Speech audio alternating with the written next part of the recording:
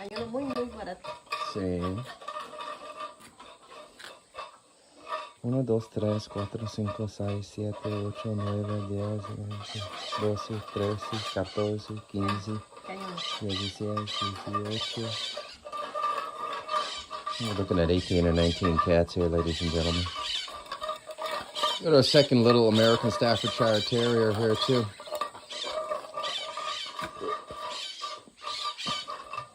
A lot of animal food, as you can well imagine. They say I'm a crazy cat guy, but that's only for people who live indoors in the city. Huh? ¿Y la comida de los perros? Yeah, you're down there. ¿Cuándo? ¿Ahorita? ¿Ya? No, al momento. All right. This is Catland signing off.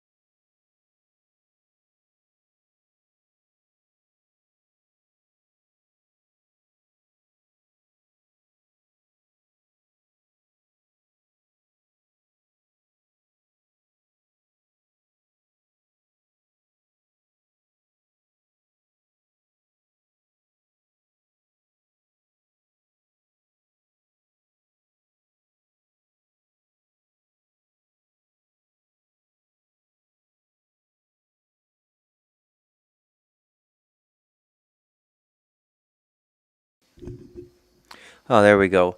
Holy cow, all this time, and I'm on mute. All right, let's start the whole thing over again, okay? So you saw the videos. Yeah, I know. Having so many problems, with this mic these days. It's not the mic. What I have is a docking station that comes off the Thunderbolt port in the Mac Mini. And the docking station gets really hot, and anything connected to it by USB gets sort of compromised. So what I was saying, I mean, you can probably figure a lot of it out. I cut myself shaving just before I started the podcast, and now I got to go on a look like an idiot, right? Come on the podcast with this shaving cut here. But you know, what am I going to do, right? It is what it is. There we go. And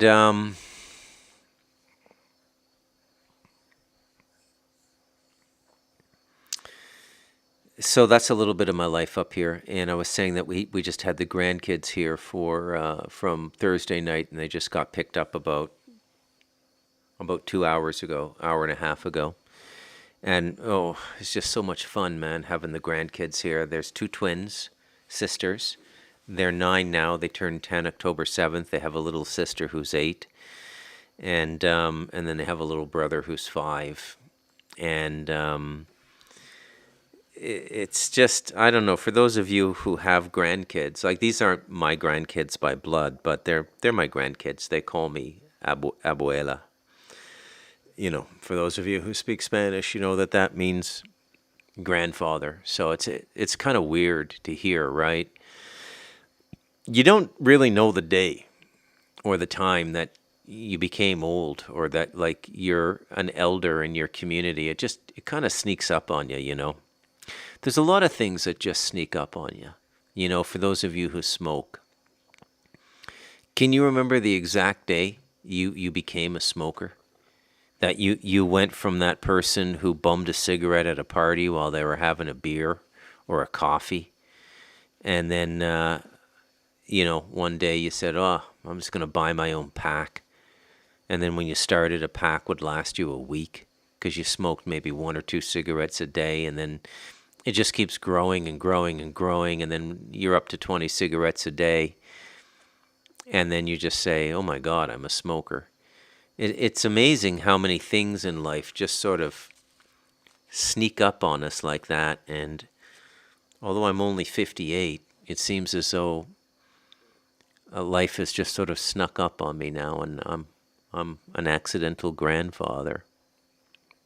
All right, so I got a lot planned tonight. I'm going to start with this, okay? It's a nice little 3.5, 4-minute clip from Billy Baldwin on the Patrick Bet David podcast.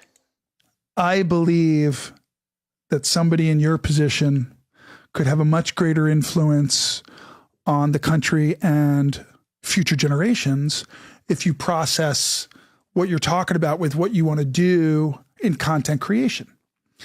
What you do in finances, you're the expert.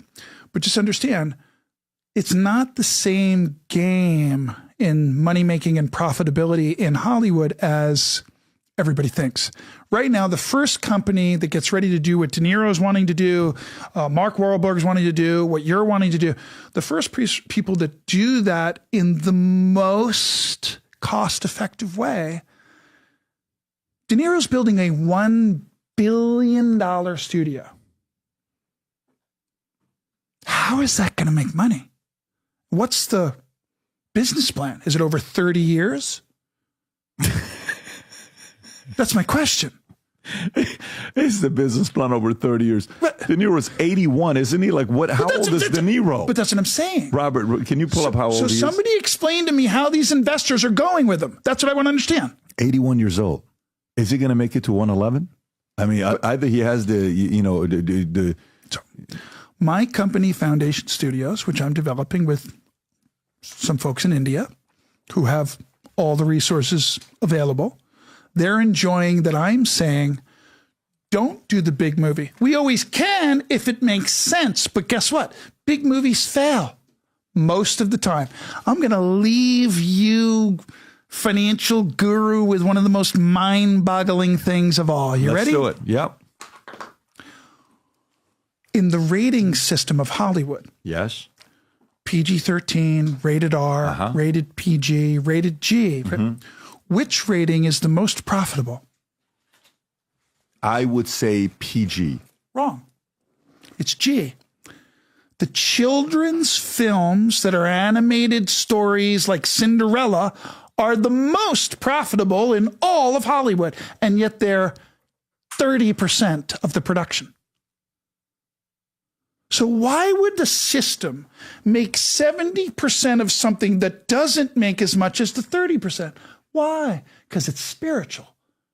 Because the devil runs Hollywood. And he wants that negative 70% to teach your kids all these other things. But the 30%, which makes the most money, is happiness and loving your mom and dad, and they make the most money. Why would Hollywood make less of the most profitable? Valuetainment, the new thing you're doing. Open your animation division now, my friend. Give the people what they want in their hearts. Don't force them to love your Hollywood agenda. This is the USA Gear limited edition for the rest of the year. That's what I'm talking about. You just get the goosebumps listening to Stephen Baldwin there, don't you? The devil runs Hollywood. So I'm going to take a moment here. I don't do this often. I think it's vainglorious. It's a word I learned from William Butler Yeats, the Irish poet, vainglorious lout. He's describing someone in his poem Easter 1914, the beginning of the Irish Revolution, Easter 19. I can't remember if it's Easter 1917 or Easter 1914. He's describing one of the people, one of the seminal figures in the Irish Revolution, and he describes him as a vainglorious lout. But nonetheless, a brave man, you know.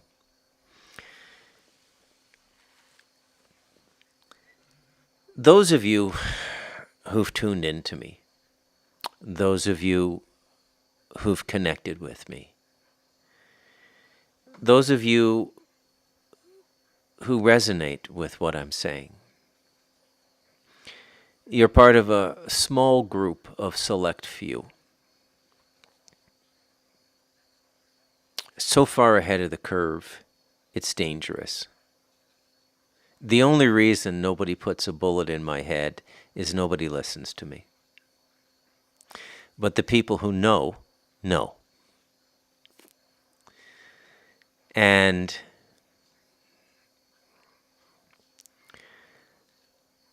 I'm going to try and do one of these more philosophical podcasts tonight where I attempt to compress a very elliptical topic.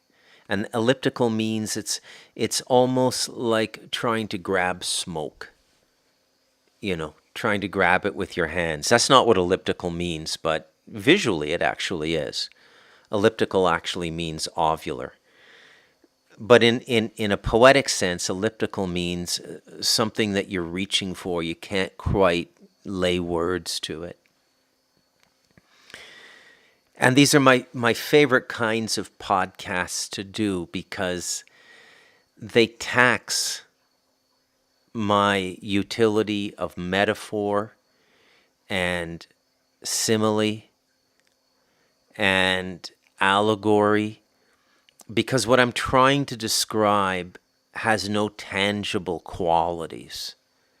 It's kind of like a recent podcast I did that I would say is similar was the blood of the lamb, where I was trying to explain the purpose of blood in the Abrahamic religions and how Christ was himself a blood offering in the Gospels.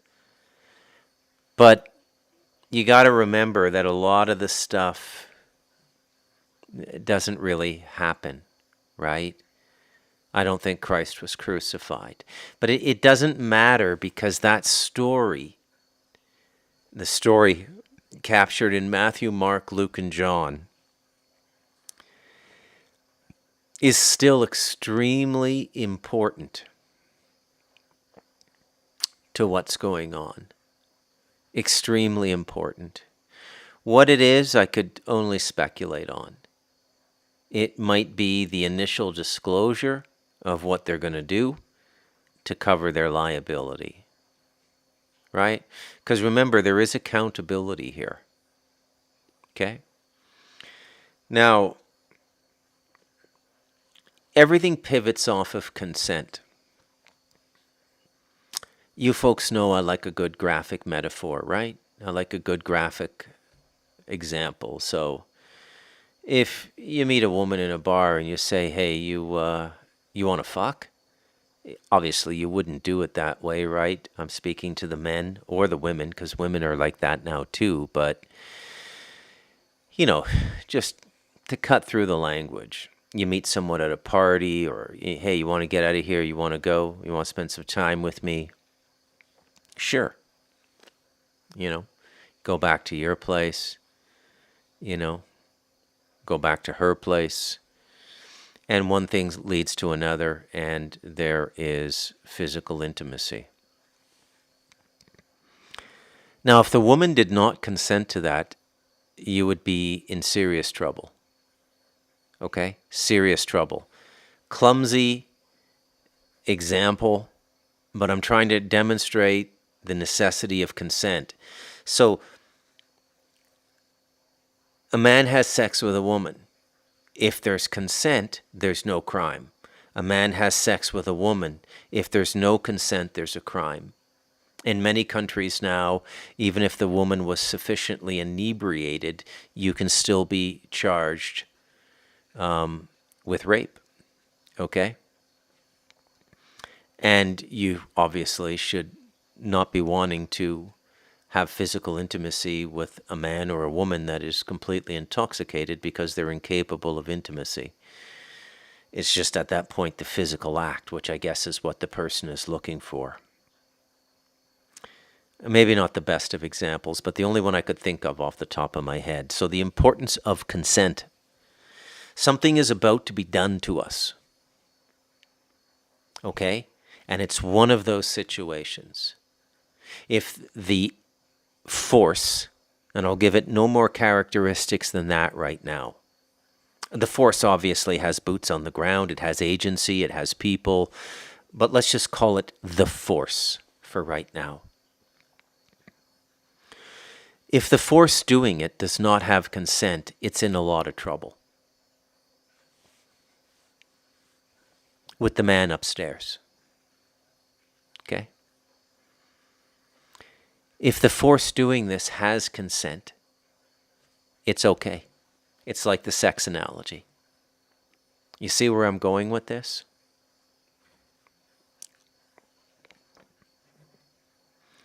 So we got all these people now running to Jesus.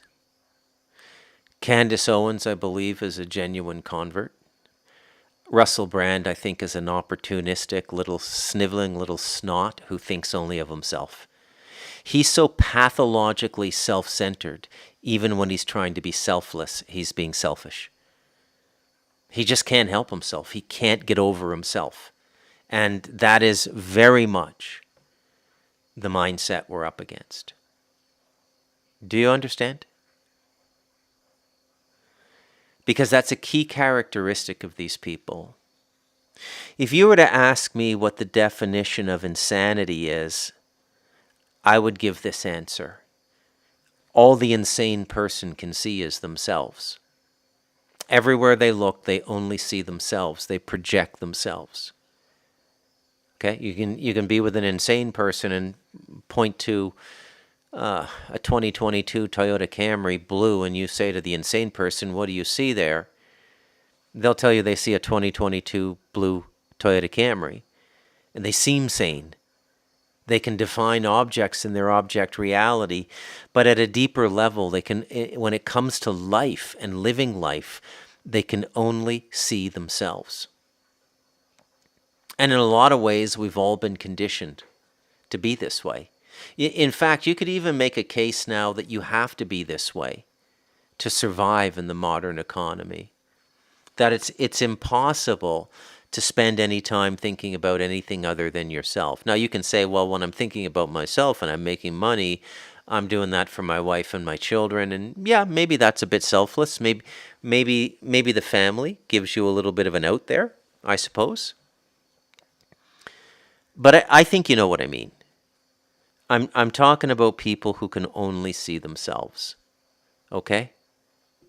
They don't really see a tree. They don't really see a sky. They don't really see stars at night.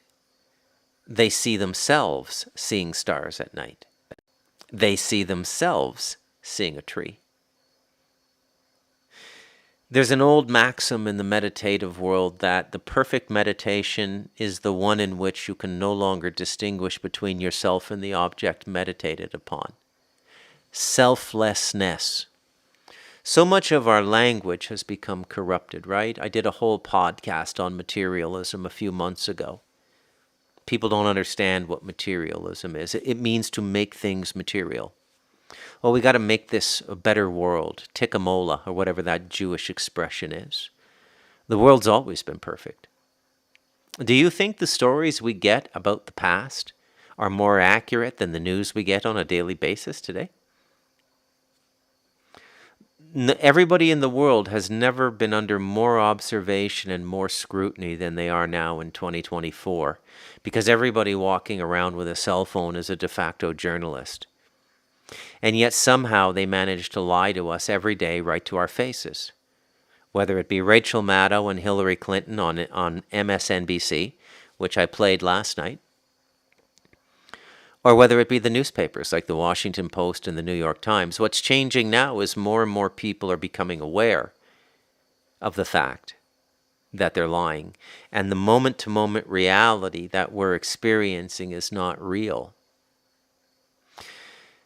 The disclosure community and the alternative media community, the selfless people in it, the people who got into it early and gave us massive disclosures, you know, people like Phil Schneider, people like William Cooper, people like Michael Sarion, the people who were waiting for this new technology to come out and started doing their data dumps in the 90s, which means they figured it all out the old-fashioned way, you know, going to libraries and going to first-hand sources, or being participants like Bill Cooper in Naval Intelligence and Phil Schneider as an engineer working on the underground tunnels and getting into a firefight with aliens in Dulce, New Mexico.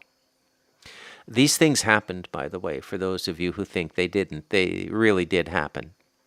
There's a lot of people out there that just don't get the ET stuff. And it encroaches on an existing program in their head, which is the angel-demon program. I get it. I'm not going to, I get it. I got my own blocks, right? I've had my own crosses to carry in my life. Those of you who've read The Devil in Us, you know about those things. So I get it. I get what it is to have a blind spot. I get what it is to hold on to something tight and say, hey, I don't want to let go of this. This means a lot to me and all that stuff. Like, I mean, I get it. It's not complicated, right? I'm not berating you. I understand human limitation. It's very, very difficult to come to any kind of clarity on anything in this world. And at the risk of sounding like a contemplative snob, I think it's nearly impossible without learning the art of meditation. Prayer, I'm going to say it. I'm just in one of those moods tonight where I don't feel like being politically correct. I do this every once in a while, and I lose listeners. Okay? That's okay. Those of you who know what I'm trying to do and what I'm saying, you're not going anywhere. Prayer is another is a kind of spiritual insanity, because even when you're petitioning God, you don't go beyond yourself. All you can see is still yourself. So the only thing that can pray is you. Okay? But you don't know what you are yet, and if you did, you wouldn't be praying. If you were self-realized, you wouldn't be praying. So clearly you don't know what you are yet. So you pray. and you ask for things from this invisible being to benefit your life. I suppose there are good prayers. You know, like, what would you pray to? I mean, the real God has no form, no tangible characteristics, no astral characteristics, no causal characteristics, no mental characteristics, no form, no age, no scent, no color, no light, no sound. There is literally no characteristic to the Creator.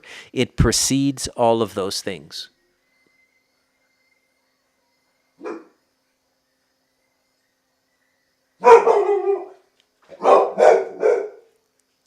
There's a dog fight on the mountain. I swear to God, man. It's like, I mean, I'm here all day. None of this stuff goes on. I go to podcasts and it all starts. This is one of the butterfly wing podcasts too, right? So the slightest little distraction and I lose my connection with that ethereal thought form I'm trying to articulate, that ellipsis I'm trying to go around in a kind of conceptual orbit. Good time for a sip of coffee. If my dog gets mixed up in this dog fight, the podcast is over. Dogs fight on the mountain, but my dog is the only one that kills. So I don't want to pay for somebody's dog, and I don't want to have to look their kids in the eye when their loving family pet was bitten on the neck and held by my dog until dead.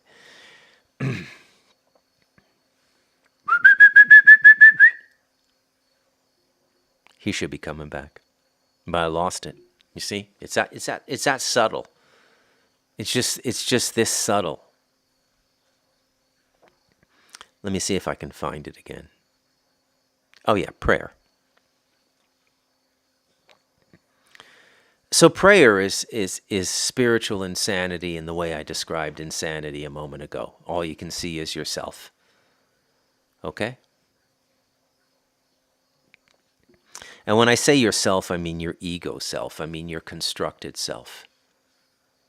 I mean, when Russell Brand got down on his knees on the stage with Tucker Carlson and prayed in front of all those people, how long's he been a Christian?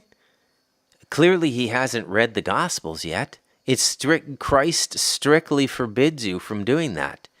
Pray modestly and alone. Don't make public fanfare of your prayer.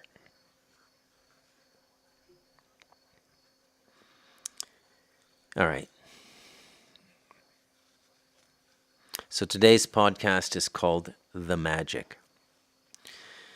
Why did I play the Stephen Baldwin clip? Because we're now going into a new phase of the lying and manipulation that has governed us through the 20th century. I can't really speak for the 19th century. I haven't done a deep dive. I don't know what they were doing in 1810, 1820.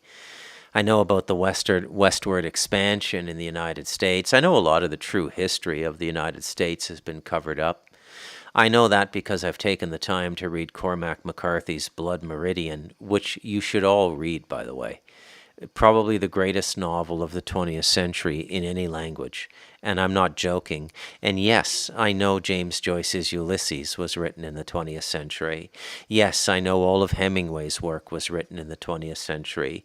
And yes, I know all of Faulkner's work was written in the 20th century. And yet I still say Blood Meridian is the most stupendous book written in the 20th century. And Cormac McCarthy tells the truth about the Old West. His story takes place at the Texas-Mexico border in 1855. And it is a journey into hell. It's not for the faint of heart. Many people who start it can't even finish it. And that's including everything you see on cable TV now. Okay, that's including all the violent TV shows like The Sopranos and all those crazy super violent Netflix series and stuff like that, heads getting chopped. But McCarthy does it with literature. And it's extremely disturbing. But it's a necessary disturbance. All right? It's a necessary disturbance. So I don't know about the 19th century. I know about the 20th century, which is why I focused on it in The Devil in Us. And something changed in the 20th century. Something changed around 1880.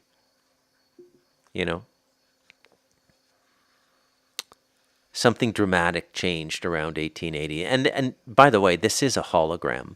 It's sometimes I find maintaining the balance between spiritual perspective and socio-political, economic, and historic detail hard to maintain, because sometimes I'll go into intense detail about things in a very journalistic way. And you may think, is this the same guy who does the spiritual podcasts? Yeah, it's the same guy. I suppose the way I would reconcile that is once the hologram we live in is calibrated, okay, it's set for a certain period of time. It's like it's on autopilot. There's not a whole lot of aberration in it. It's going to play out, is what it's going to do. It's just going to play out. I'm not sure what the time cycle is. Okay?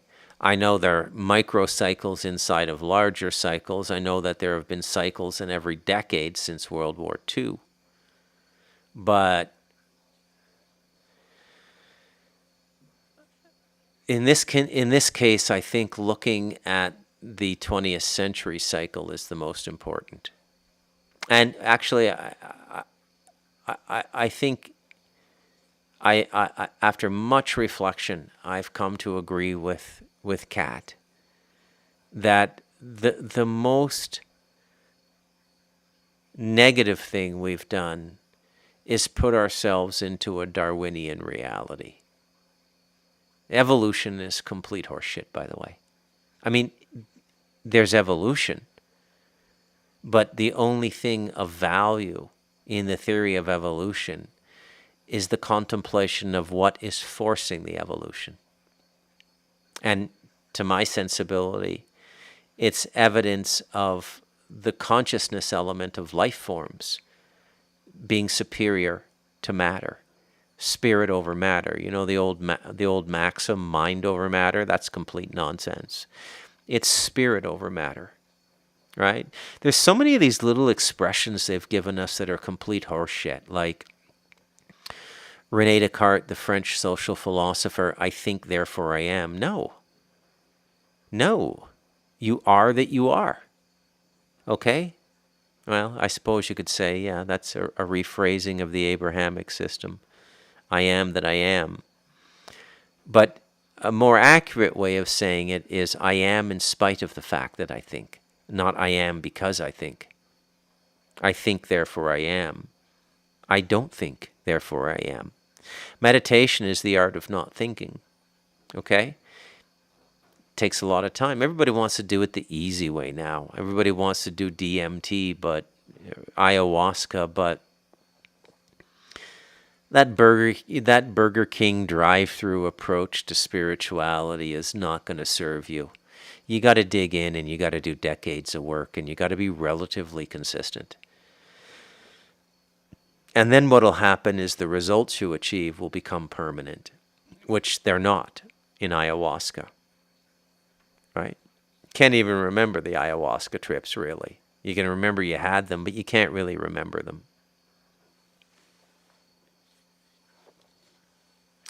The magic. So Hollywood is evil, Stephen Baldwin is telling us.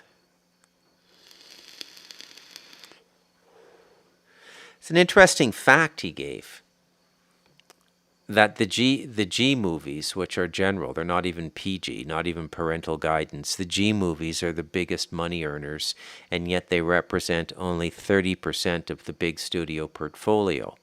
And Stephen Baldwin's point was, if you didn't get it, and if you did, and I'm restating the obvious, apologies, 70% of the money spent on Hollywood is to control your mind. It's not about making money. It's about degeneration. Now, we've known this, right? Astute commentators in the alternative media extended Eisenhower's military-industrial complex expression to military-industrial entertainment complex. I would call it the military, industrial, technological, pharmaceutical, educational, and entertainment complex now. It's the same entity and the same philosophy running everything now. And why? Because the agenda is your destruction. They want to destroy you. And I mean that literally, they want you dead. Again, I don't know why I have to keep repeating this, but I feel I need to, and I'm going to, because I don't want you dead. I want you to live. They want you dead. That's why all this stuff's being done. Okay? And there's something deeper than that going on now. This is the deeper part of this podcast, the elliptical part of this podcast. Now, to make my point, I have to spend a moment explaining to you what you learn about consciousness after a few decades of meditation. You learn that consciousness and the true self, which has no reflection, is a co-creator in this reality.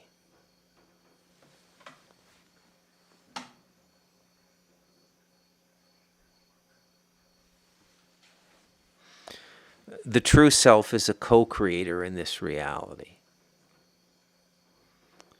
And while you're asleep to that fact, your co-creation is forfeited. But the power of your consciousness is not lost. You become a battery in something else's creation. So if somebody can make you believe something, then your consciousness becomes a co-creator in what they convinced you to believe. This is why I often say avoid Scripture as the basis of your spiritual life. This is why I often say dogmatic religions are the worst. The nature of consciousness is such that you're going to have multidimensional experiences in your religion. But what is going to happen is you're going to give your experience back to that doctrine or back to some fictitious savior like Jesus. And Jesus is a fictitious savior. Nobody can save you but you. And you have to want it as much as you want air, food, water, sex, sleep, as much as you want those things. You have to say to life, this is important to me. You have to say it loudly and you have to say it consistently. And you will bring it in. You will bring the realization of your co-creative ability in. Not right away. It likes to really put you through the ringer before it delivers. Some people might say that it's residual karma you have to work off before the realization can be given to you. There might be some truth to that. I'm not going to say it's right. I'm not going to say it's wrong. I'm going to stick to my thesis for tonight. Try to practice a little podcasting discipline. So you become the co-creator in somebody else's reality. And a lot of people know this now. I wonder how many of you have ever done a deep dive into what we call the social science of human resources. because it is a social science. You can get a degree, you can get graduate degrees in human resources now. Have you ever stopped to think about that language, human resource?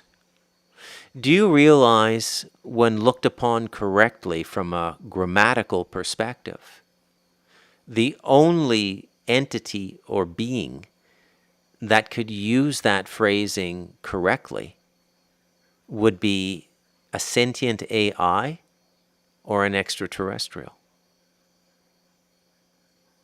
Okay? When you say we're human beings, right? So when you say human resource, what are you saying? Human resource. Trees are a resource. Oil is a resource. Water is a resource. Human resource. Who could use that phrasing other than something that's not human? We are the only sentient being on the planet, allegedly, according to the public narrative.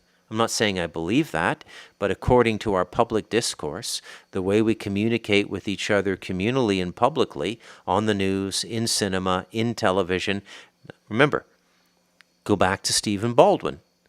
70% of the budget in all the studios is making less money than the G-rated movies, the family movies, the animated stuff, okay? But even those are corrupted now, too. Baldwin didn't get into that, probably because he doesn't know how greasy and subliminal and grooming all of that Disney stuff is. But we'll forgive him for not knowing that, if in fact he really doesn't know. Okay? What a powerful phrasing, eh? Big moment on a podcast. The devil runs Hollywood. I assure you, the devil has no interest in running human corporations.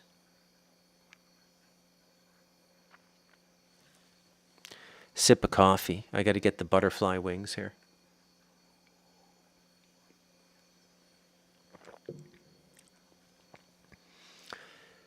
So there's all this momentum and all this momentum and all this movement now. Where's it all going? Is this our big breakthrough?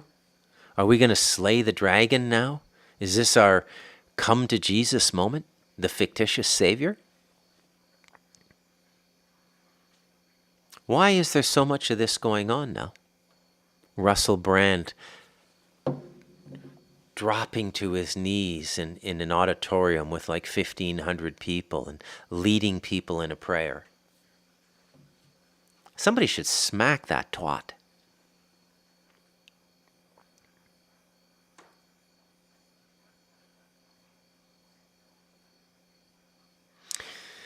Have you noticed every single time we're coming up to an election that Trump is involved in, there's massive disclosure about diabolical sex rings?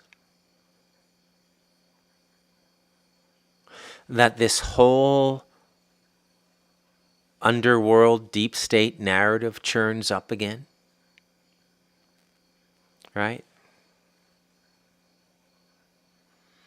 And all it is one criminal gang framing someone in another criminal gang for a crime they did. Leave the gun and the jewels in their car. Hey, look at that guy. We told you we're here to protect you. You know who sells protection? The mafia. Pay protection or we'll break your plate glass window. That's going to cost you $1,500 to replace. And we'll do it every other day until you start paying us. You need protection. This is a dangerous neighborhood. That's part of the immigrant narrative as well. You need protection.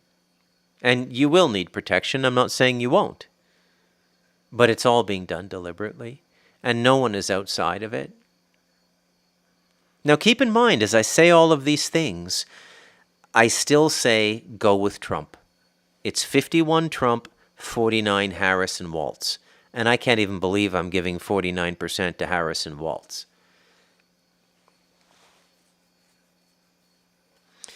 But you got to realize that this is all choreographed. But what's different about this time is it's going to be multidimensional. There's going to be genuine magic, and they have to deliver that magic. So this is the penultimate culmination of all these prophetic tracks that slavish morons, too lazy to do their own spiritual work, have bought into, like afterlife insurance policies.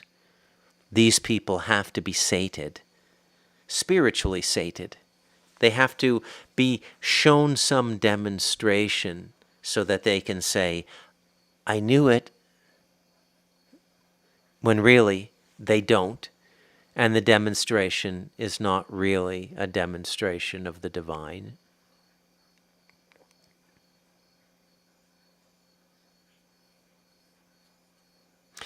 This is going to go on for a while. Trump is going to get in. I think even putting Harris up as the candidate is a laydown. If the Democrats were serious about winning, they would have put somebody serious in. I don't know why they didn't go with Gavin Newsom. He seems like the logical, young Kennedy type, good-looking guy. Young by political standards. I mean, everybody else needs Viagra, right?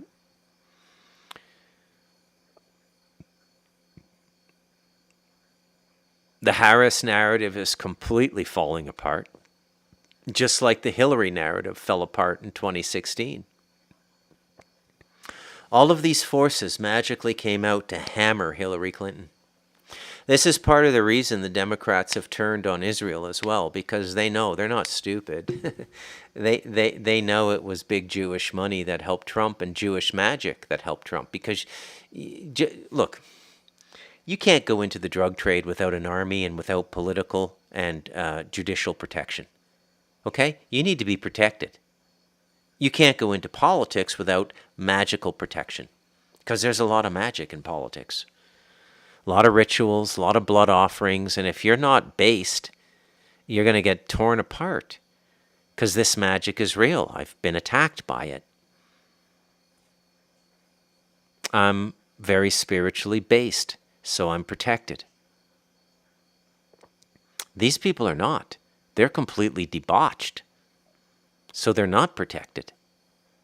Begging the question, what's protecting them? Going as far back as 1972, Monroe of the Monroe Institute wrote in his first book, Journeys Out of the Body, that when he became adept at astral travel, he decided he wanted to go to Camp David on a weekend that I think Carter was there. It might have been Nixon. And he was met by psychic bodyguards. And he reported in his book, Journeys Out of the Body, that all the presidents have psychic bodyguards. Isn't that interesting? That's not something you're going to read in the New York Times, is it? But of course they have psychic bodyguards. Okay?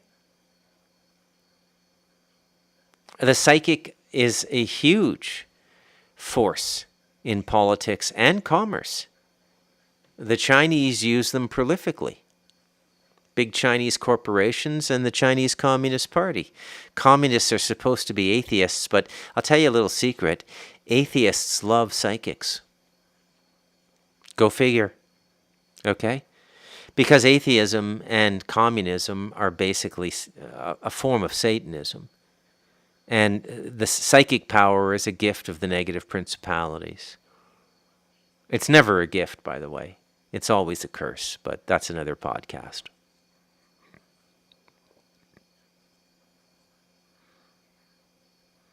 So we're going to beat them, eh? We're taking care of these evildoers now, eh? Don't you know? The good is rising up. Don't you know? We're going to take out these evildoers. Don't you know? They're finished. Don't you know? Look, we got Diddy. He's a greasy homosexual, pegging men in the ass hard. I'm not sure Diddy did anything illegal. It's unsavory. You know, unsavory. But there's no evidence of blackmail has been brought forward. We don't even know for sure he videotaped those parties.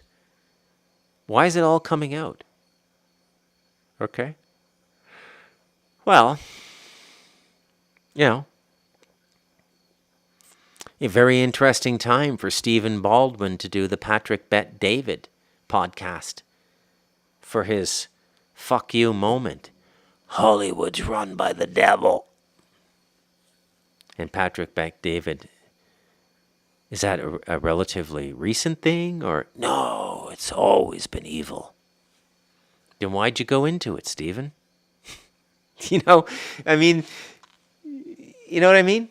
My whole life I wanted to be a serious writer and a household name and picked up by a big agency and get a deal with a big publishing house and work with the best editors. I felt I had the talent to be one of the best writers of my generation. After meeting the top agents in Toronto, that was all I needed to realize the industry was completely corrupt and evil, and nothing good could come out of it. That was it for me, just meeting the agents. If you don't know at that point, what are you waiting for? Don't go through the system and then have your phone stop ringing for 5 or 10 years and no movie offers coming in, and do a has-been podcast claiming your lost virtue back. Hollywood's evil. That is a perfect example of what you're going to see more and more and more of. And they're all liars. They're all phonies. And that includes Russell Brand. Okay? Like I said,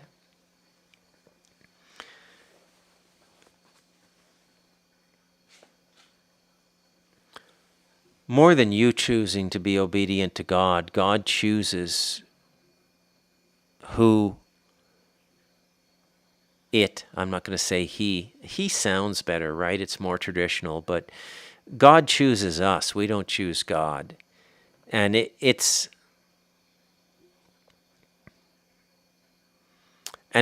always done by breaking you. And you never get what you want.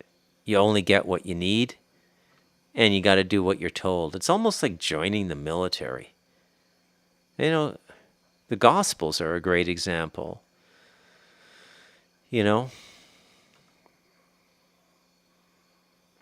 Christ figuring out, I'm going to be crucified.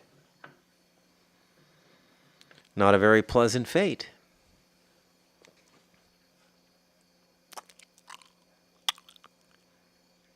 So the magic act they're going to do this time is the one I've been telling you about. And behind all of this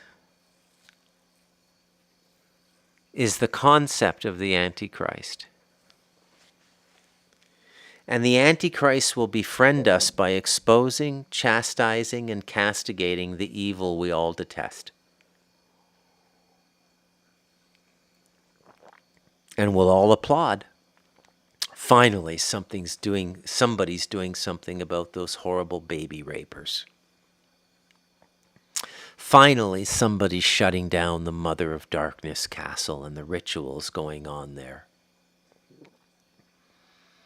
Finally, somebody's shutting down the multi-generational satanic and Luciferian families wed to our institutions for decades and centuries, and the nobility of Europe before North America. Finally, somebody's doing something about it. Finally, they're getting what they deserve. Well, what they truly deserve is our forgiveness. Not a popular statement. I mean, it has to stop, right? But it's almost like it's on autopilot now. It's almost like it's on cruise control. Most of these people, if you listen to some of these in-depth interviews now, there was a really good one. I forget the guy's name, but it was on the Confessional podcast. I started watching that once in a while. Sometimes it's really stupid, and he'll talk about Bigfoot and dogmen and crap like this. I mean, if you're into that stuff, okay, right? John Edmonds assured me that dogmen really exist, and he was the expert on all things paranormal. But every once in a while, the Confessional Podcast does a real zinger. And this one, he got a guy, and this guy was raised in a multi-generational Luciferian family, and does a deep dive on what that culture is really like. And it's mind-boggling. I mean, and there's nothing you can do if you're born into it. If God or some agent of the divine doesn't directly enter your life and pull you out of it, you're not going to get out of it. Remember, it's only unusual to the people from the outside looking in. If you're born into it and you're on the inside of it your whole life, there's nothing unusual about it. It's your normal. And the people not with you are victims. They're the people that you exploit. And this is nature. This animal eats this animal. Why should it stop at the level of human beings? Why shouldn't nature have free? There's 1,000,001 rationalizations when you get into it. And you can meet these people. I've met all these people. Had one up here. I've told you about him, 7th gen super soldier. He doesn't have a stitch of repentance. His only regret is he's outside of the system. Because in the system, when you're working with them and when you're doing what they want you to do, you get everything you want. You get all the drugs you want. You fuck porn stars. I'm not joking. You get to fuck the porn stars because that's just like a stable of horses. Would you like to ride one of the king's horses? Please follow the stable master. Substitute horse with porn star and stable master with madame, and it's a 1-to-1 match. They get drugs. They get to kill people. Some people get addicted to killing. It's quite a thrill, I hear. Right? You know how people get into extreme sports? I'm going to be starting something of an extreme tourism, going through the jungle. But killing is like one of those things people get addicted to. There are hunting parties where you can hunt human beings in different parts of the world. I think it still goes on in Eastern Europe. People fly in from all over the world. You can hunt children if you want. There's no end to the depravity on this planet. No end to it at all.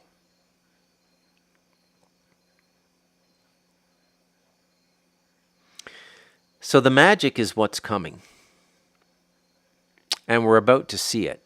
And I'm not really going to spoil it for you. You'll know it when you'll see it. And you'll say, oh, that's what Bruce was talking about.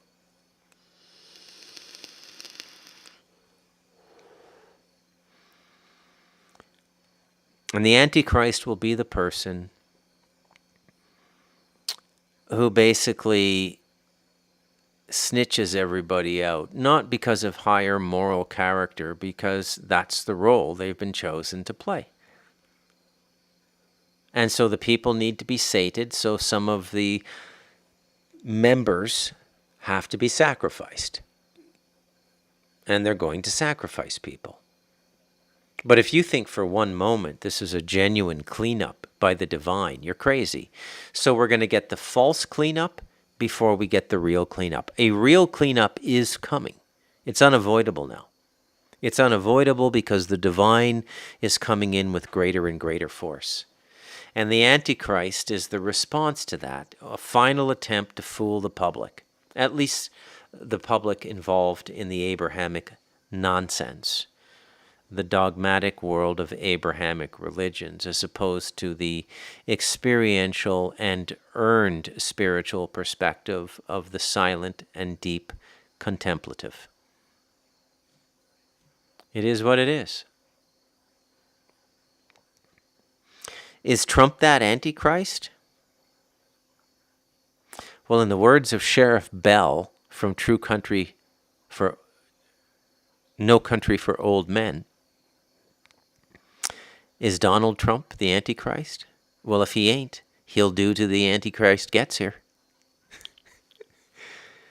So just be aware of what's going on around you. Remember, it's a hologram.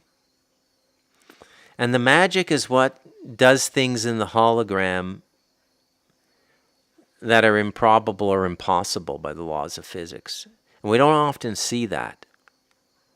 It goes on all the time, but it masks itself as normal phenomenon, like a heart attack, like a car crash, things like this. But really, when you know what's going on, it's magic. Okay? Magic is cursing someone from a distance, setting a negative entity on them. Remember? Blood magic? Well, you're feeding entities. If you feed a dog and you train a dog, that dog will attack somebody for you. Same thing with the entities. Okay?